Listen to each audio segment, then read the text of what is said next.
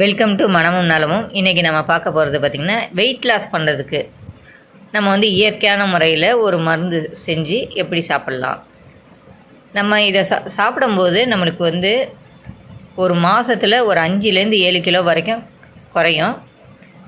அதுக்கு நம்ம என்ன பண்ணணும்னா, சுக்கு வந்து ஒரு 50 கிராம் எடுத்து பொடி பண்ணிக்கணும்.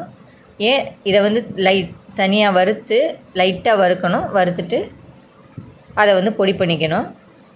அதே மாதிரி கருஞ்சீரகத்தையும் தனியாக வறுத்து பொடி பண்ணிக்கணும்.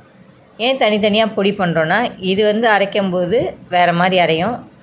அப்போ திப்பி வந்து ஜாஸ்தியாக இருக்கும். அதெல்லாம் நம்ம சலித்து எடுக்கணும். கருஞ்சீரகமும் அதே மாதிரி ரெண்டுத்தையும் ஒன்றா போட்டு அரைச்சோம்னா சரியாக அரையாது. அதனால் தனித்தனியாக அரைச்சி கலந்துக்கணும். தனித்தனியாக அரைச்சி கலந்து ரெண்டுத்தையும் சேர்த்து கலந்து வச்சுக்கிட்டு, இதிலேருந்து 1 டீஸ்பூன் எடுத்து போட்டுக்கணும் கிளாஸில். அது கூட ஒரு teaspoon lemon, 1 teaspoon lemon juice விடணும். சிட்டிகை மஞ்சத்தூள், அதுக்கப்புறம் 1 டீஸ்பூன் தேன். இது எல்லாத்தையும் தண்ணியில் கலந்து, ஒரு நல்ல வெதுப்பான தண்ணியில் கலந்து டெய்லி சாப்பிட்டதுக்கப்புறம் ஒரு அரை மணி நேரம் கழித்து குடிக்கணும். அதுக்கப்புறம் நம்ம வந்து எதையும் சாப்பிடாம படுக்கணும். அந்த மாதிரி செஞ்சுட்டு வரும்போது சாப்பிட்ட உடனே குடிக்கக்கூடாது. ஒரு ½ அன் ஹவர் கழித்து தான் குடிக்கணும்.